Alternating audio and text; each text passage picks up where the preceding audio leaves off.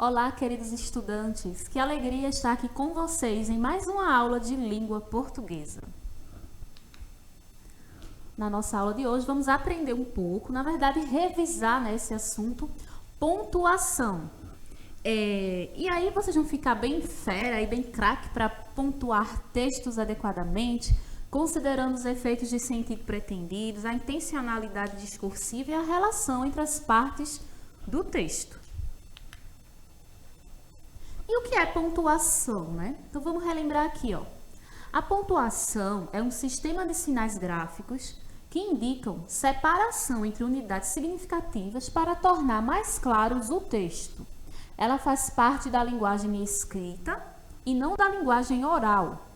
São marcas silenciosas que favorecem a entonação, a expressividade e nos ajudam a interpretar o texto. Quando estamos falando numa situação de comunicação informal, a gente pode, fazer uso da expressão, fazer uso da entonação ali da voz. Por meio disso fica bem mais fácil a compreensão. Já no texto escrito não tem como.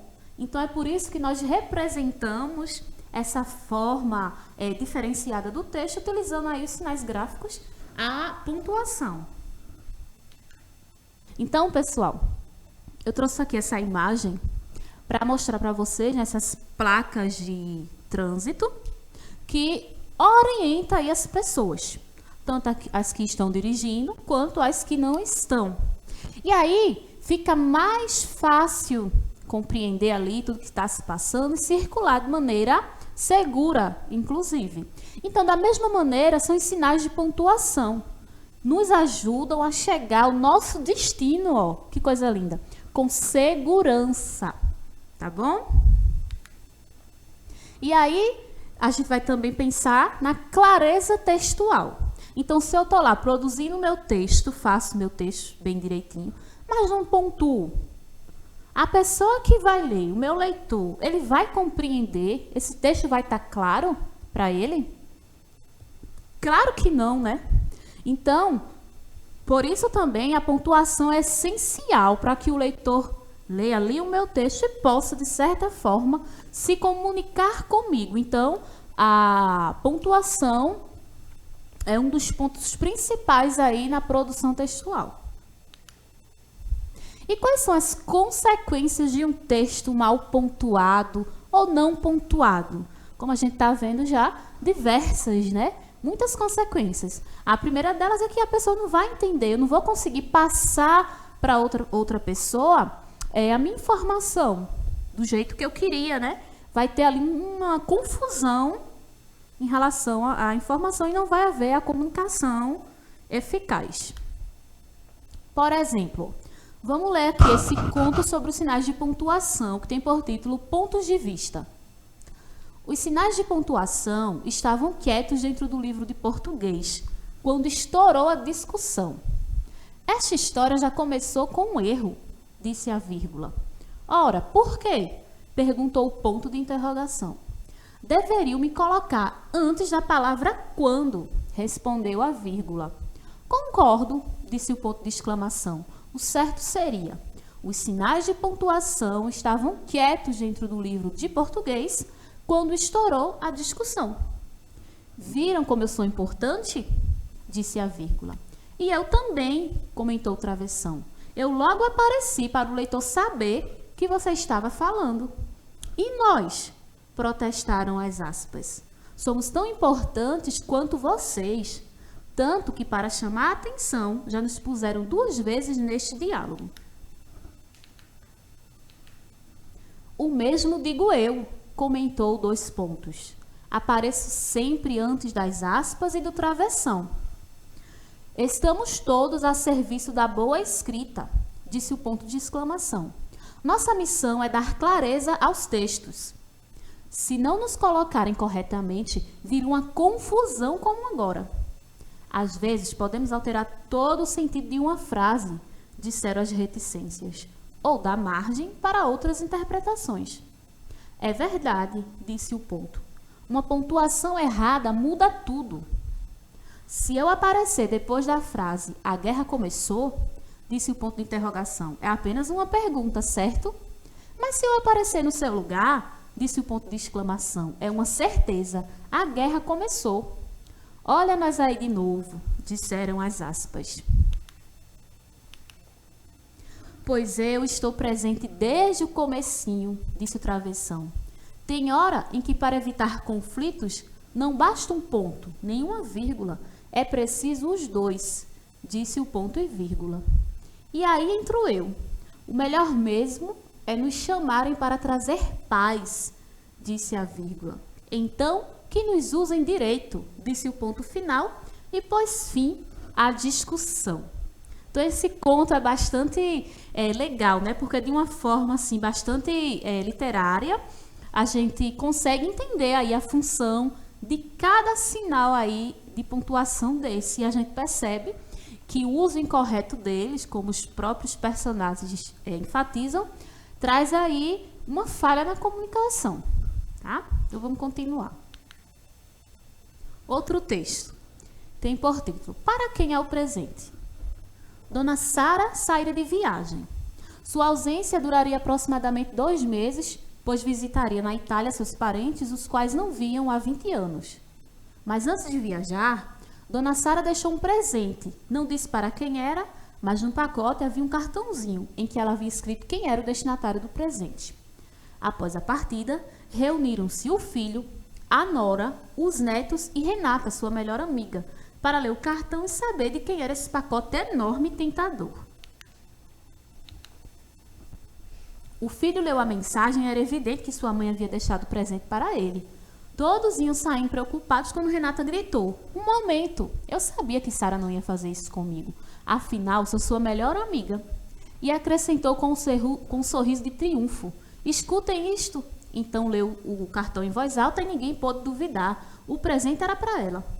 A esta altura dos acontecimentos, todos quiseram ler o cartão e viram que os dois não estavam mentindo. Vamos ver se você descobre o mistério. Então, ó, o cartão era este aí. Então, quando a gente observa esse cartão, Dona Sara aí, ela não colocou nenhum sinal de pontuação, minha gente. Então, ela não utilizou nem ponto, nem vírgula, nem nada. Então, por isso, ficou essa dúvida de para quem seria esse presente, porque cada um que foi ler utilizou ali a pontuação da sua maneira para que esse presente ficasse para ele, né? Então, ó, querem saber como terminou essa história? Como não puderam chegar a um acordo, tiveram que esperar que a vovó voltasse para saber quem era o afortunado. Por sorte, ela estava arrependida de haver deixado só um presente e trouxe mais 4 surpresas. Desta forma, ninguém ficou de mãos vazias e todos ficaram contentes. E assim a história do presente chegou ao fim. Então, que a gente não faça aí como Dona Sara, né? Se a gente for escrever qualquer texto, seja em que gênero for, ele precisa ser bem pontuado para que não reste dúvida alguma, tá certo? Então, vamos conhecer aqui um pouco, revisar, na verdade, né? Os principais sinais de pontuação. Então, temos aqui o ponto de exclamação. Ele é usado para indicar que a frase expressa uma admiração, medo, emoção, surpresa, indignação, raiva, espanto, susto, exaltação, entusiasmo, entre outros sentimentos. Então, se eu coloco ali o ponto de exclamação, o meu leitor já ali vai realizar uma leitura diferente, com a entonação que expresse essa admiração, por exemplo. Então, ó, estou adorando as aulas pela TV. Então, não foi só uma afirmação, né? Ele falou aí, demonstrou, no caso, uma emoção, né? Que está ali adorando essas aulas pela TV. Temos o ponto de interrogação. Então, é usado no final de frases que indicam perguntas. Você está estudando muito em casa? Temos também um ponto de exclamação e o ponto de interrogação juntos. Podemos sim encontrar expressões em que os dois sinais são utilizados. Nesse caso, o enunciador pretende realizar uma pergunta. No entanto, essa pergunta aí vem carregada de emoção. Você não está assistindo às aulas pela TV? Então, ele pergunta, mas de certa forma ele traz uma indignação, né? Como assim você não está assistindo às aulas pela TV? 2 pontos, ó. Pode apresentar a fala de uma personagem, pode apresentar uma enumeração, uma lista. Fui ao mercado e comprei, ó, 2 pontos. Açúcar, feijão e arroz. Ouvindo passos no corredor, abaixei a voz. Podemos avisar sua tia, não? Então, os 2 pontos, ele vem antes ali da fala de um personagem. Então, tem os 2 pontos, depois o travessão, indicando que um personagem está falando. Ou ele também vem ali apresentando uma lista, uma sequência de elementos, certo? O travessão, ó, é utilizado antes da fala de uma personagem, demonstrando assim que há um diálogo entre os personagens. Então, cada travessão indica uma fala de um personagem. O que é isso, mãe? É o seu presente de aniversário, minha filha. Então, no primeiro foi o filho falando e no outro foi a mãe respondendo a sua filha, né, no caso. E aí a gente pode pensar também um pouco aqui, ó, no discurso direto e no indireto, quando a gente está ali produzindo nosso texto, principalmente se ele for um texto narrativo. Então, o discurso direto é aquele momento que o narrador para de falar e escreve exatamente o que o personagem está falando, dando a entender que é uma ação do próprio personagem. O narrador não intervém no que o personagem está falando, e aí a gente usa o travessão também. Por exemplo, ó, então seu chefe disse: limpe esta bagunça. Então, esse travessão está indicando que é o personagem que está falando, não é o narrador. Então, o discurso ele é direto, do jeitinho que o personagem disse. Já o indireto, o narrador ele interfere no discurso do personagem, utilizando suas palavras para repetir as palavras do personagem. Então, o narrador ele intervém no que o personagem está falando e é narrado em terceira pessoa. Então, aqui o personagem não fala, é o narrador que fala o que ele disse. Por exemplo, o chefe disse para ele limpar a bagunça, de uma forma indireta. Tá bom? E a vírgula é utilizada para indicar pequenas pausas nas frases, usadas nas datas, endereços e sequências. Temos também as reticências, que são utilizadas para indicar que um pensamento foi interrompido ou deixar um sentido em aberto, para que aí o leitor possa estar imaginando. Ó, não sei se devo aceitar o convite. Quero ir, mas tenho os meus receios. Às vezes fico pensando que... E o ponto final, ó, colocado ao final da frase, indicando o final dela, e é usado em frases afirmativas e negativas. As aulas de língua portuguesa são transmitidas nas segundas-feiras pela TV. Então, ó, é importante lermos de forma diversificada diferentes falas para percebermos que, dependendo do efeito de sentido, as reticências serão expressas na fala com entonações diversas, tá? Então, não esquece. A entonação correta durante a leitura nos ajuda a compreender o sentido do texto. Então, vamos produzir aqui um pouco. Temos essa frase: meu caderno sumiu, não está na bolsa. Está totalmente aí sem pontuação, tá bom? Então, a gente pode pontuá-los de maneiras diferentes. Três maneiras temos aqui. Então, a primeira, ó. Meu caderno sumiu, não está na bolsa. Então, aí eu estou afirmando, ó. Coloquei a vírgula ali, meu caderno sumiu. E depois expliquei, não está na bolsa. E pontuei, porque concluí ali a minha frase. Ou, meu caderno sumiu. Ou seja, o caderno da pessoa sumiu, ele ficou ali, tá aperreado, né? Porque esse caderno sumiu, expressou ali por meio desse sinal da exclamação. E disse, não está na bolsa. Certo? Então, ali ele tá surpreso ou tá aperreado porque o caderno sumiu. E, por fim, ó, um diálogo, onde a gente utiliza aí o discurso direto dos personagens.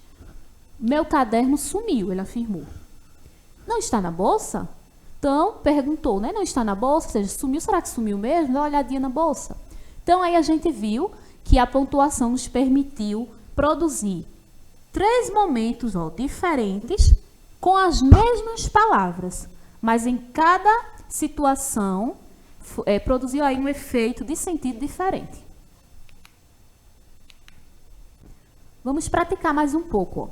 Um homem rico estava muito doente. Pediu papel e caneta e escreveu assim: Deixe meus bens à minha irmã, não ao meu sobrinho, jamais será paga a conta do alfaiate, nada dou aos pobres. Não sei que milagre, ainda tem um pontinho final ali. Mas a gente percebe que não tem pontuação, não tem vírgula, não tem nada ali. E traz uma confusão, porque na verdade a gente não sabe para quem foi que ele deixou os bens. Tá bom? Então, ó, o homem morreu antes de fazer a pontuação. Talvez ele até ia colocar, mas não deu tempo, né? Então, a quem ele deixava fortuna? Tinha 4 concorrentes aí, ó.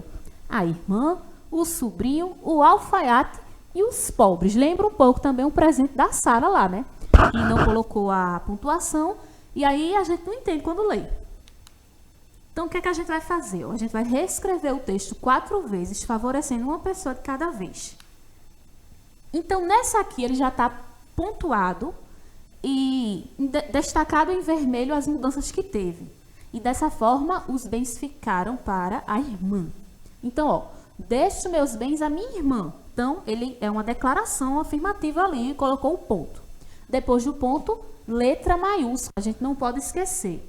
Então, não ao meu sobrinho, ou seja, não deixou para o sobrinho. Ponto. Jamais será paga a conta do alfaiate, ponto, e nada dou aos pobres. Ponto. Então, dessa maneira aí, ficou para a irmã. Dessa outra maneira aqui, fica para o sobrinho, ó. Deixo meus bens à minha irmã? Não, ao meu sobrinho. Jamais será paga a conta do alfaiate e nada dou aos pobres. Agora para o alfaiate. Deixo meus bens à minha irmã? Não, ao meu sobrinho? Jamais. Será paga a conta do alfaiate. Nada dou aos pobres. E por fim aos pobres. Deixo meus bens à minha irmã? Não. Ao meu sobrinho? Jamais.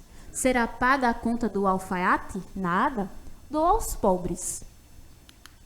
Então, ó, dependendo aí da pontuação, a gente vê que gera sentidos diferentes. Então, por isso é tão importante que a gente use na nossa produção textual os sinais que nós revisamos aqui na aula de hoje de forma correta, para que não gere aí essas dúvidas, essa falha na comunicação, tá bom? Então, assim nós finalizamos a nossa aula de língua portuguesa. Foi ótimo estar aqui com vocês, interagimos, revisamos. Então, até a próxima aula.